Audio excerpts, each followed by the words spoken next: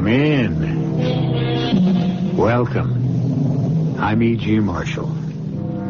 Welcome this time to the grave. Not what lies beyond it, but what used to lie in it.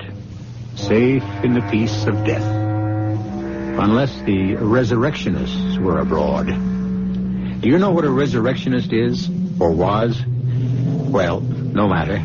By the time this tale is told, you will. Not by me, but by the man who did tell it some 100 years ago. Let me introduce you to Cameron Fergus. A glass of rum, in heaven's name, landlord. It's cold enough in here to send a man to the grave. And a grave's no place to be. No place to be at all. Begin or end it all with the fact that I am a drunkard, an alcoholic. I have been so ever since I can remember, 30 years or more. I do not like remembering. It's why I drink. There is no excuse for my existence. I am worth nothing to anybody except I'm afraid to die. Afraid to be laid fresh in the grave because I fear my body will not lie there in peace, no more than my soul. So I try only to stay alive and forget. There is no hope for me anywhere in this world or in the next.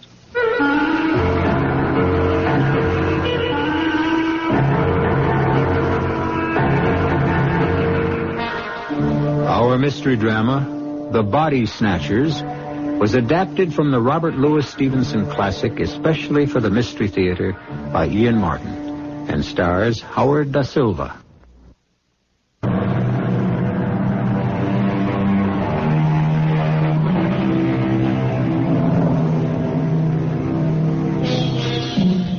The scene is a little pub in Debenham, England.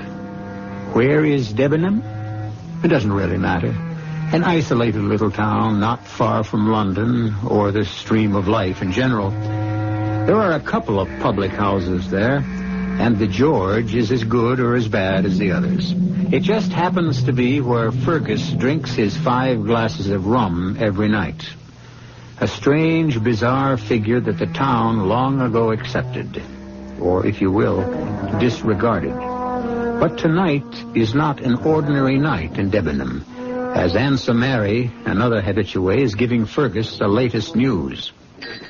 The squire himself, on his way to the new railway station, struck down as by the finger of God, as his carriage passed the old George here. They got him upstairs to the best room, and they telegraphed off to London with a great men's doctor. Oh, this is a night to remember. As it must to all men. I didn't mean that, Harry. God speed his doctor on the way, and to keep him out of the cold earth. Well, he's in a bad way. The landlord thought maybe you'd ever look at him. Me? Why me? Well, wouldn't be the first time you've shown your skill. I remember the time old Maud Brinkle dislocated her elbow, and Alfie Price's boy, Richard, broke his leg. You fixed him up real nice, you did. A simple fracture, an even simpler reduction. Any farmer could have taken care of either. Well, not like you did, not by a long shot. Wasn't you set out to be a doctor once? Or maybe even got to be one? Why don't you learn to mind your own business, Harry? Well, no offense, old chum. Most of them years we've been drinking together, and did I ever hold back anything from you?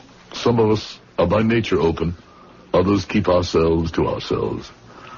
Not that anybody could ever say I had anything to hide. I sat there looking down to the bottom of my glass, swirling that last memory-drowning drink of rum, and thinking to myself the size of the lie I had just said. Oh, it had a kind of truth. Nobody in Debenham could say I had anything to hide. But I knew what black sins I had to hide from the world. And with enough liquor, even sometimes from myself.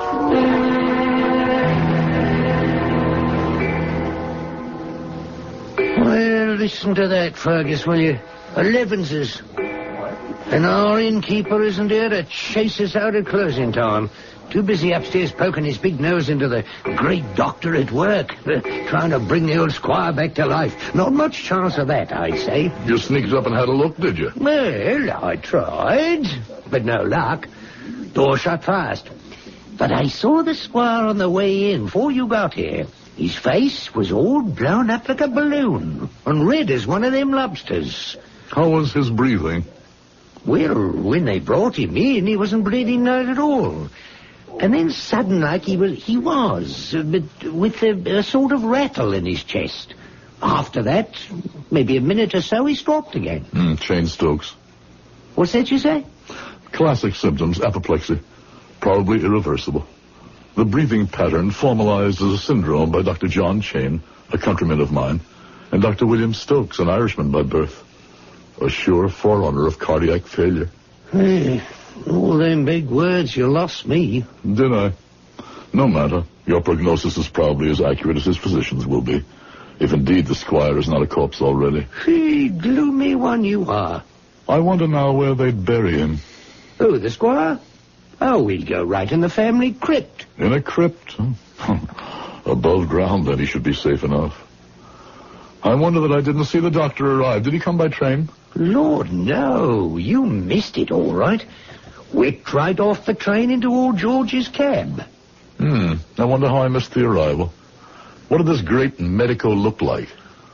Oh, he was, tall, white-haired, but he moved as brisk as a colt, dressed in the finest broadcloth and white linen, great gold watch and studs and spectacles of the same precious metal.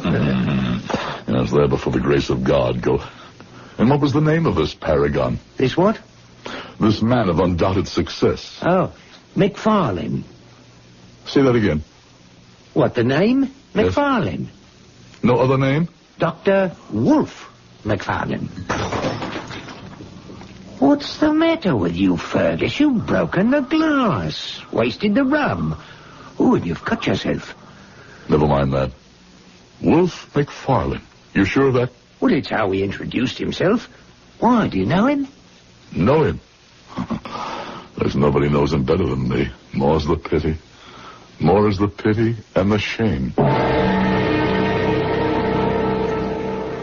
So the past I had shut out with some success and a great deal more rum came flooding back. Pictures flashed across my mind in a kaleidoscope. Stop-action photographs of disembodied arms and heads. The grisly jokes bandied about over the poor defenseless corpses that passed beneath our hands and were stripped barren by our razor-sharp knives. But it all might have been a bright dedication and a proud way of life, except for Wolf McFarlane and his kind. For every one of us, the end was the triumph. But the means, heaven help the few of us who has to face it. And then, suddenly, there were footsteps on the stairs coming down, closer and closer to me, and I was about to face the man who had tempted me to sell my future. The man who could live with his vileness because he had no conscience and had left me to eke out my life dirty and despairing, afraid to do the only thing I really wanted to die. You're as white as a sheet, Fergus. Don't take on so. There might be two men with the same name. My sincere condolences, but the squire was virtually a dead man from the moment the stroke hit him. Nothing could have saved him. That's him. That's his voice.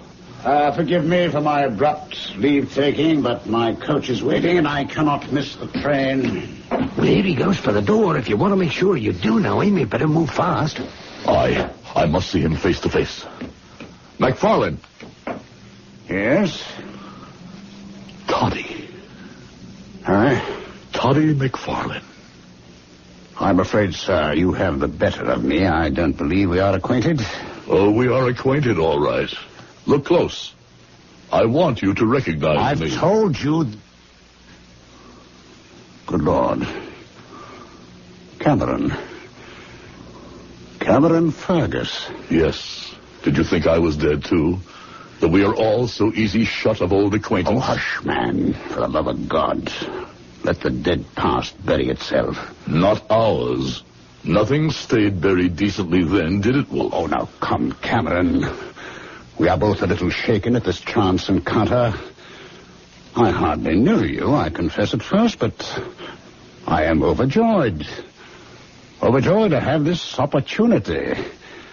Unfortunately, I must not fail the train, so if you'll forgive me, Forgive you? Well, I meant for running, but, well, let me see, Oh, yes, of course, yes.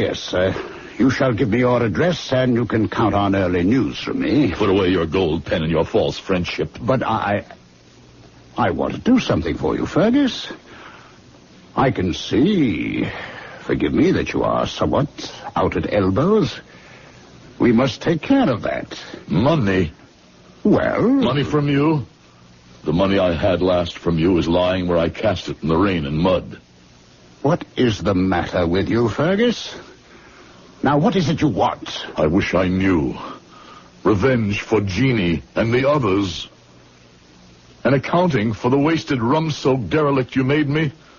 I thought long ago the hand of God, like the squire upstairs, must have struck you down. Perhaps I was appointed for it. Fergus, Cameron, I beg of you. You've been drinking and you are not in your right mind. Now, don't do anything. What is that you have in your hand? Don't you remember? Jeannie's hat pin. The one you gave her. Would it not be poetic in God's justice to drive it into your throat, up slanting through the mouth till it lodged in the brain, or between the fifth and sixth ribs, driven straight into your black heart? Help! Have you got on your mind? Help! Here, Fergus, take it easy. Help me! Stay out of this, Harry. But you... If you value your life, stay back. Don't. You can't kill me, Fergus.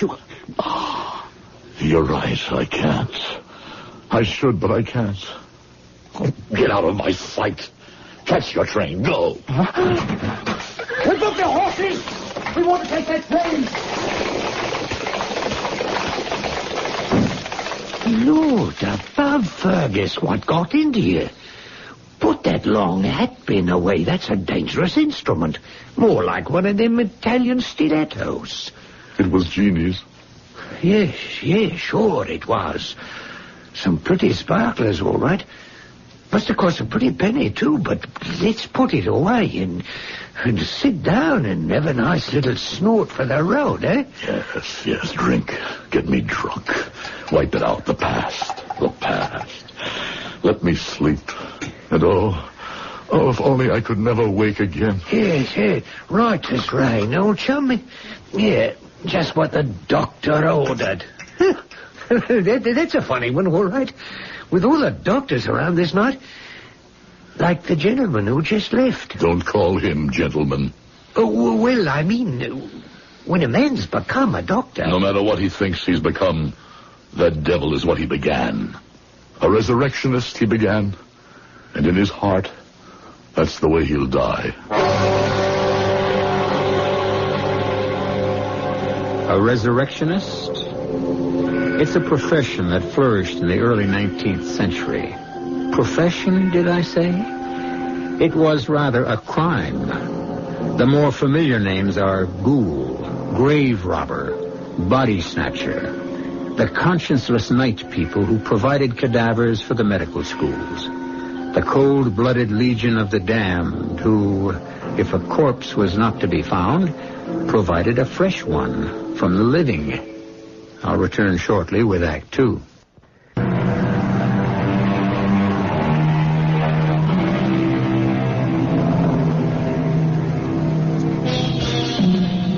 In one of the greatest speeches in the English-speaking theater, Hamlet, the tortured Prince of Denmark, wrestled with the problem, to be or not to be, and came to the conclusion that conscience doth make cowards of us all. Cameron Fergus, though far less innocent than the tragic Dane, as a young man found himself caught in the same wedge. But when he made his decision, he found not death, but a life of remorse and dishonor. I was the only child of two elderly parents. By my early 20s, they were both gone, leaving me a small but comfortable income. Even in those days, I already considered myself a man about town. But my vices were minor, and inside I had a craving for something more fulfilling in life. Both those lacks were satisfied when I fell under the spell of Wolfe McFarlane. We met first at the house of Jeannie McRoberts, A young woman who epitomized everything pure and sweet to me, and whom I secretly hope to marry one day. Oh, Jeannie, this music's too slow. It's romantic. Well, maybe that's what I meant. Let's sneak out for a walk in the garden. Oh, no. It's not the music that's too slow for you, Cameron. Oh, then suppose it was. I wouldn't trust you out there all alone. You walked out with him. Who? The tall one there, dancing with Maggie Dyack. Wolf McFarlane.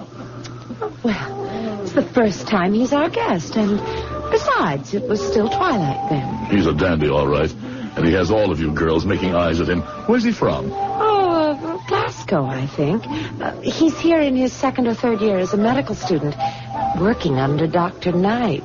I suppose he's turned your head, too, huh? He did when we danced. What could be more exciting than being a doctor anyway? Someone who can make you well if you're ill. Well, maybe I'd better consider taking up the profession myself, so I won't lose you.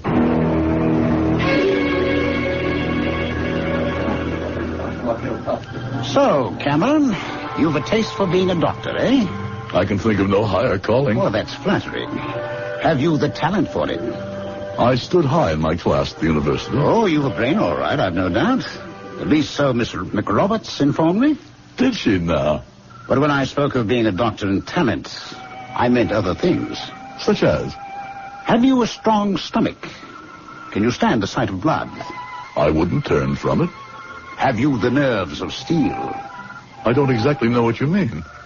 Could you take a scalpel and split a man or a woman from breastbone to pubis with a steady hand? Could you open the stomach and cut out a diseased organ? Could you amputate a leg or an arm? I'm not exactly sure it was being a surgeon I had in mind. Oh, never mind the live bodies, lad. It's the dead ones you have to cut through first. There's no other way to learn anatomy firsthand, and not all of them are fresh from the grave. What does that mean? You'll find out for yourself. How are your scruples? I think you're just having fun with me. I'm sorry I asked. I don't need you to further my ambition. There are other ways. Oh, nay. Hold, lad, don't be so hot-tempered. I was pulling your leg a little, but less than you might think. And you do need me more than you think. Why? My recommendation to the doctor in charge of the medical school, as it happens, would open the doors for you like that. Would you give it to me? I just might. In exchange for something. What? The rest of your waltzes with Miss Jeannie. She's the only girl here with any grace or style. Like a feather in the wind. And I love to dance. Is it a bargain? It's the one I can't control. It's Jeannie who says who she'll dance with. But if you ask her and tell her why? I'll tell her on one condition. And what is that? That she saves the last one for me. Well, I can hardly blame you. And if we are to be friend and colleagues, why should I be greedy, eh? Shake hands on the bargain. Shake. To a long and close future together, Fergus. We can use a man like you. I take that as a compliment. Thank you, sir.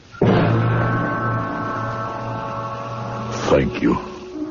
That I should ever have seen the day I thanked the man I have spent my life cursing and reviling. What an innocent I was.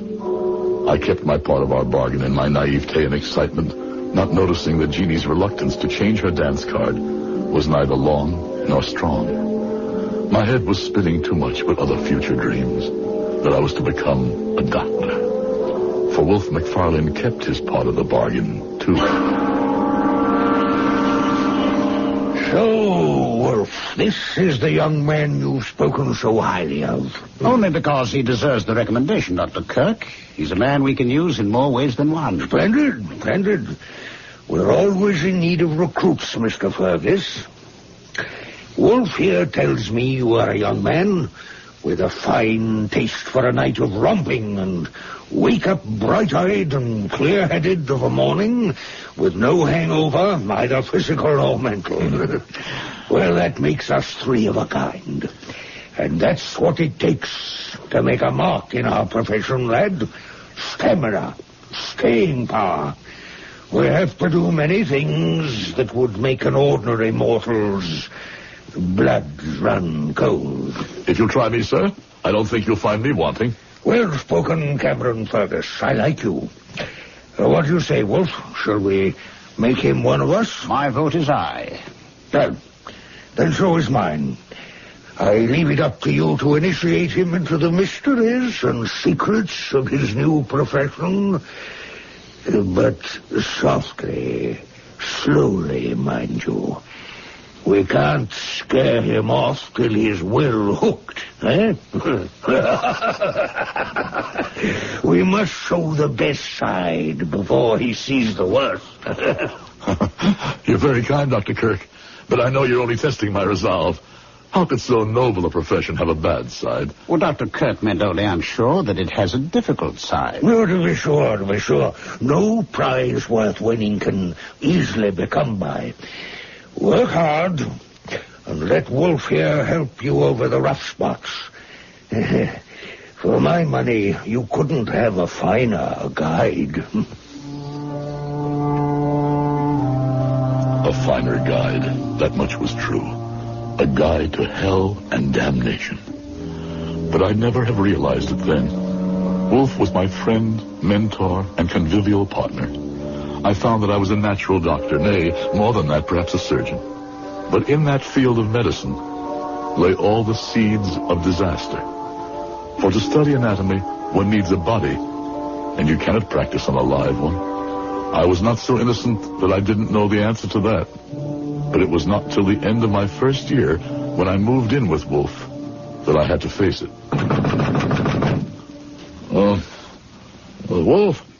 Wolf, wake up. What? Name of a dog, what hour is it? It wants 10 to 3. And you wake me? Damn it, Fergus. Someone at the door. Oh, of course. Reason I bid you move in tonight. Now, get dressed while I answer that. But what is... Don't ask questions. Do as I say.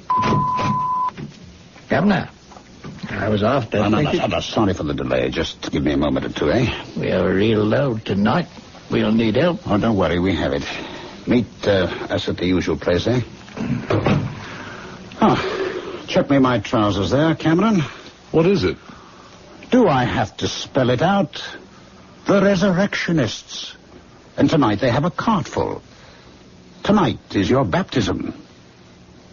You going to let me down? Well, enough in hindsight to know what I should have answered to that. But I was young, and I thought he was my friend. And so, half-dressed, half-sober, half-anesthetized, we went to the building that housed the dissecting lab and began the nights, or I should say, the early mornings work. All right. Put it there. There we are. Is that the last? Not tonight. One more. Fine. Before you bring it up, let me introduce you to Dr. Cameron Fergus. Well, how do you do? The gentleman prefers to leave his name out of these transactions. Just call him Digger. That's me, by nature and profession. When you bring the last one up, Dr. Fergus will pay you. The usual tariff. Now, Fergus, I'm going to have to leave you in charge. Why did you call me doctor when I'm not even... You've got a lot to learn. We need the title to keep these fellows in hand. What do you mean? I'll explain it to you soon. Now, first off, here is a key. It unlocks the safe there. Now, there's money, cash in there, and I'll tell you just how much to disperse. But be sure the safe is securely locked before these ruffians return. Now, I have to get to Dr. Kirk right away and tell him what luck we've had tonight. He'll want to make arrangements for dissecting and anatomy classes tomorrow. It seems strange. Potter's Field death rate was so high this one night. In this part of our business, it is well to question as little as possible.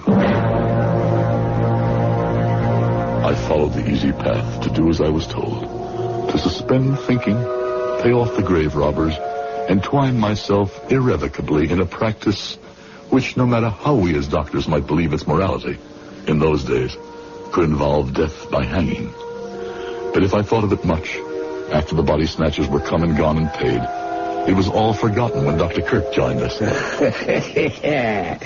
A magnificent day in our lives, gentlemen. I congratulate you both for your part in this, while at the same time I need not enjoin you to the secrecy we must maintain. My congratulations for tonight, and carry on the good work, gentlemen. I bid you good morning. High words, Dr. Kirk. And we are left with all the dirty work. What do you mean? The time has really come for you to stop asking the very answerable question. In the name of medicine and research, we gather bodies, right? But that is no crime. Using already dead flesh, which can render up to us secrets of how to handle living flesh, is not a valid crime. On that basis, you have an argument. If the flesh is already moribund. But body snatching is a rewarding crime. And if there is no dead body to snatch, with the kind of man who plies this trade, do you think he would hesitate to wait for the flesh to die if his source of supply ran low? Good Lord, what are you saying? Oh, don't pretend innocence. If your conscious brain will not admit the truth, your subconscious one knows it. And you signed for the bodies tonight. Willy-nilly, you are with us from here on in. With us from here on in. For the first time, I realized I was trapped. For a moment, I even thought my friends had made use of me. But then I thrust that thought aside. They were pioneers, like myself, taking the only means to great ends. And if indeed it were true that an occasional body had not met a natural death, why, by all reason, it could only be someone who was a criminal, who had sought it himself. So I reasoned. And with another drink of fiery scotch to soothe my addled brains, soothed my burning conscience. This would be the end of all connection with the resurrection men, I swore, not knowing how devastatingly empty the oath I took was destined to be.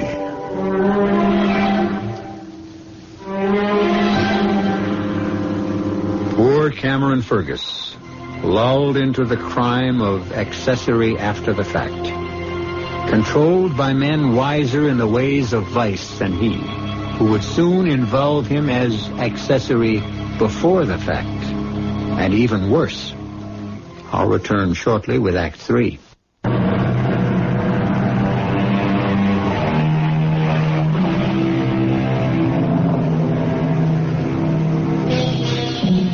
Most doctors of those days were not about to be troubled by the material they dissected. Only the few who trafficked in procuring the illegal material were involved in matters of conscience. And most of them, sad to say, found rich enough rewards to still what small worm of morality might squirm within their hearts. The resurrectionists were well paid, and the men who bought the dreadful merchandise each made their own defenses. But I lean on you and Wolf, Cameron boy. You're my right and left arms. A constant supply of cadavers is the prime necessity of the school. I know, but where they come from is... My boy, that's no question for us. They bring the body, we pay the price. Quid pro quo, as they say in the Latin text. But, sir... Let's have no more buts, Fergus. And no questions, for conscience sake. But that's exactly the problem, sir. I watch these ruffians come in before the dawn, in the dead of night, and I cannot help but be struck by their hangdog looks, their eyes averted. I want to have no part of it, sir. If you expect to stay here and achieve your degree, I tell you, you must be part of it. I'm sorry to be so blunt, Fergus, but that's the way it is. And I have no further time to talk to you.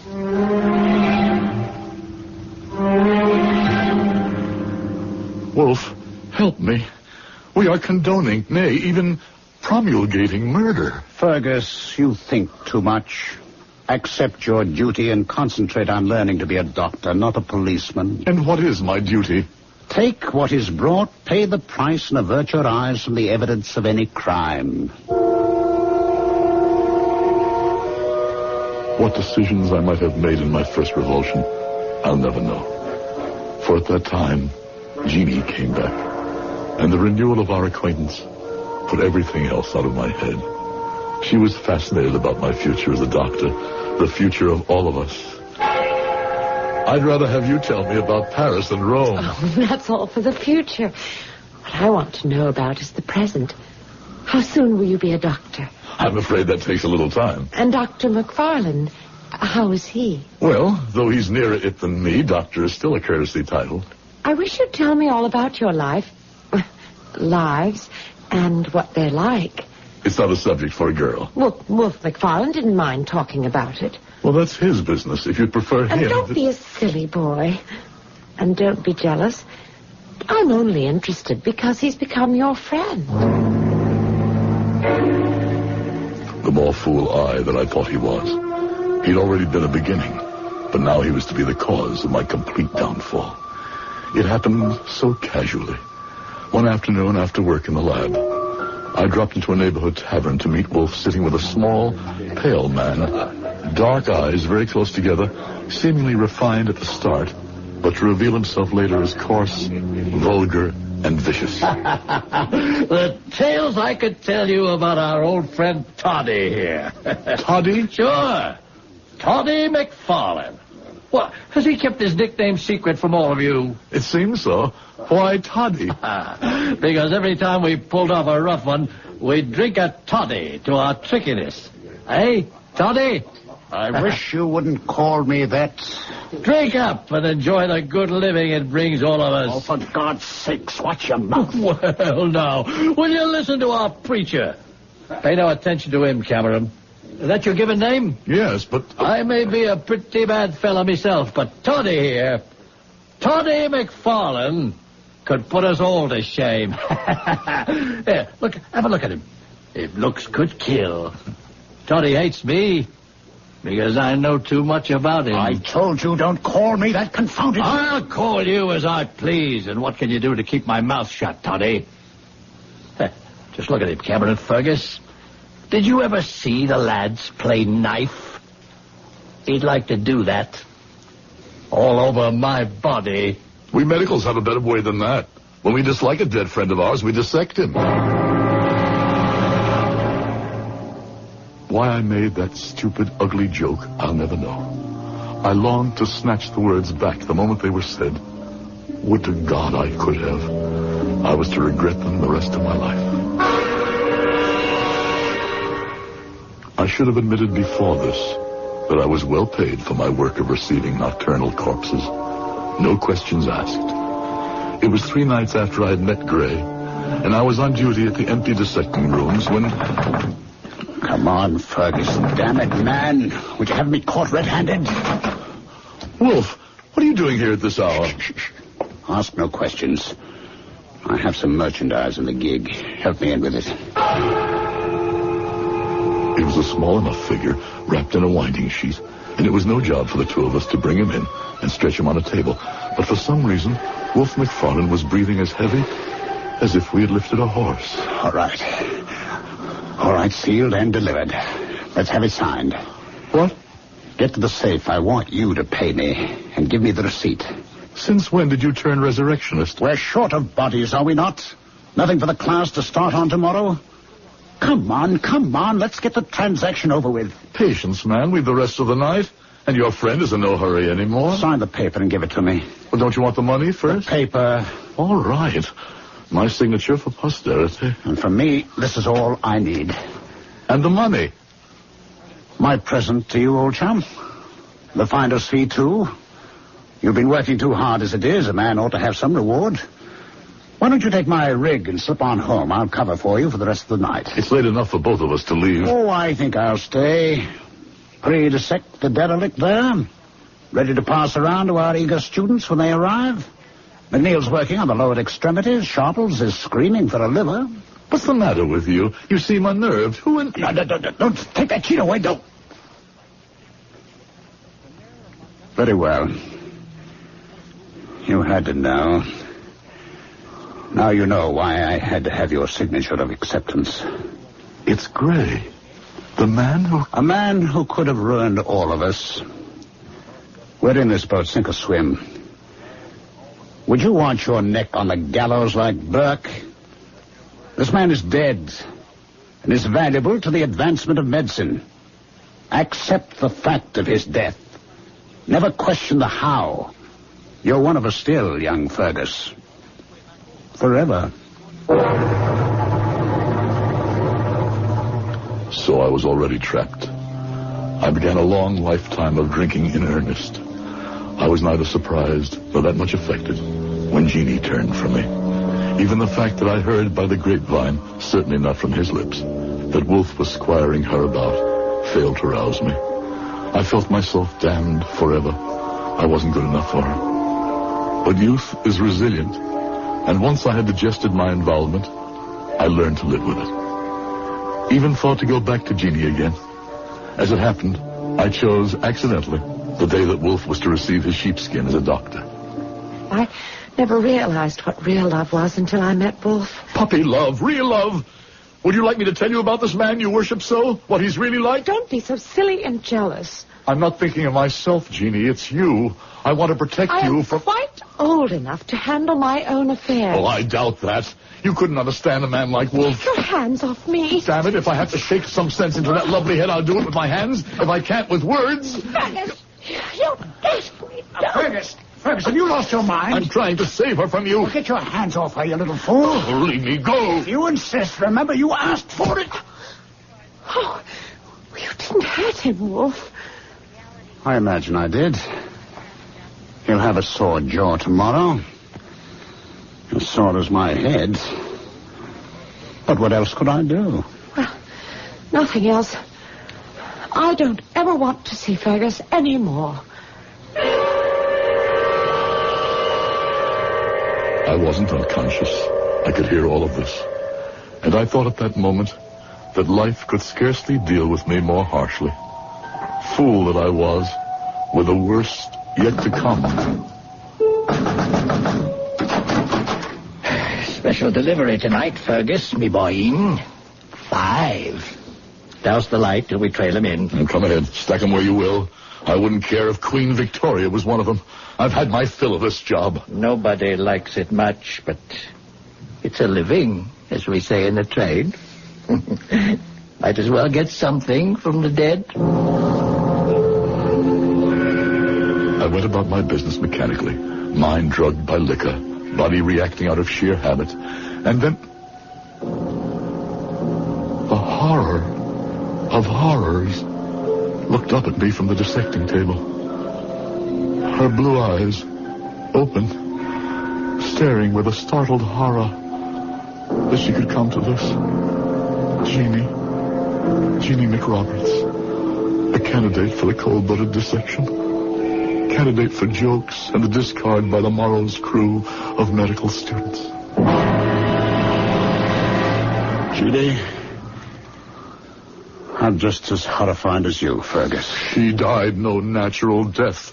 There were marks of violence on her, possible strangling. But why? I can't tell you why, or guess at least. She was pregnant. She was carrying a child. How do you know? Dr. Kirk was with us first thing in the morning. Everyone attends dissections. Jeannie was with child. Do you suppose she killed herself? You know she didn't. Jeannie was murdered. I'm not going to let her die unrevenged. You're not suggesting I had anything to do with it. Exactly. I'd reconsider that statement if I were you. Oh. If anyone did kill her, and mind you, I'm not saying they did, you would be the logical suspect. Oh. He did spurn you. Yes, but... Let me remind you about the bodies that you've received for dissection and signed for. Many of which you must have known died not natural deaths. Gray, for example. If you want to place any necks in the noose, go ahead. But give first a care to your own, my lad. I warned you when you began this business. You should be without a conscience.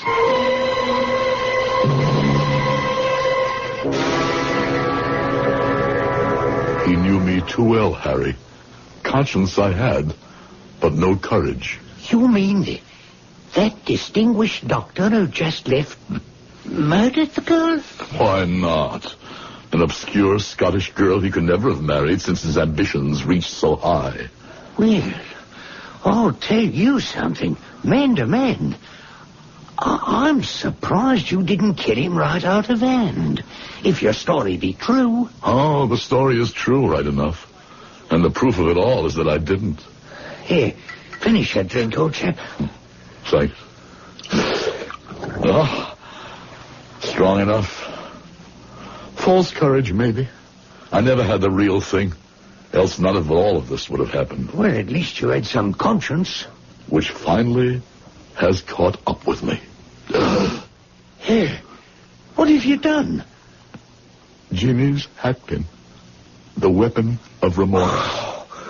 Good almighty, Fergus. You drove the hatpin straight into your heart. Here, let me help. By all means. Pull it out, Harry. Oh, Don't hesitate. Pull it out. good. Now, grit your teeth now. There. Now, that'll be better. Don't you believe it? Only thing might have saved me was to leave it there. Now I'm sure to die. One thing at least I did right in my life. Just do me one favor, Harry. What's that? I've enough money. See me buried above ground in a strong, tight crypt. Don't let me be had at the last by the Body Snatchers. Wherever I go, let me go whole and accept my judgment. Whatever it is. Oh.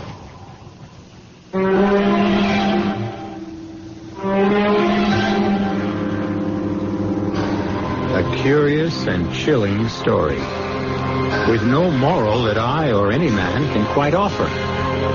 The raw material for the study of medicine that today has prolonged life by almost twice as much as could be expected in the last century is no longer needed so much.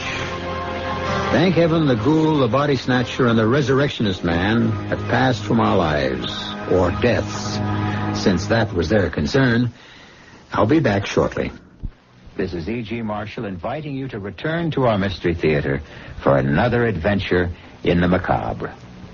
Until next time, pleasant dreams.